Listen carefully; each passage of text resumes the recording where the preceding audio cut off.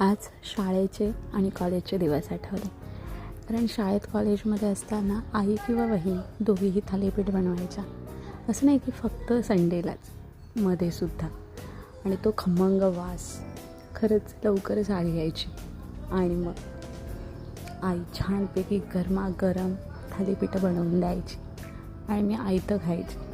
आज त्याची जाणीव झाली की तेव्हा आयतं मिळायचं तर त्याचाही कंटाळा यायचा. आणि आता स्वतः बनवून खावं लागतं, कारण आवडतात, कोणाला नाही आवडत.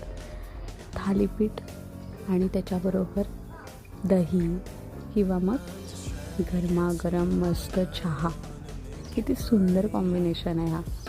खरंच आताच्या मुलांना ह्याची किंमत नाही कळणार, कारण की आता तर जंक फूडवर जास्त चालतं सगळं. मस्त गरमागरम असे खुसखुशीत छान कुरकुरीत मस्त थालीपीठ बनवले आज. आणि एकटीच होते खायला, त्यामुळे जास्त काही बनवलं नाही, 2च बनवले. पण हो, तेव्हाच्या आठवणी झाल्या. तेव्हा आयतं मिळायचं म्हणून किंमत नव्हती. नाही आता हे सगळं बनवताना असं वाटतं यार, ते आवाज नाही आहे आईचं ओरडण्याचं असेल किंवा मग लवकर उठ गं आणि खाऊन घे गं, असंही कोणी बोलणारं नाही. स्वतःच बनवा आणि स्वतःच खा. असे मस्त गरमागरम थालीपीठ तयार झाले.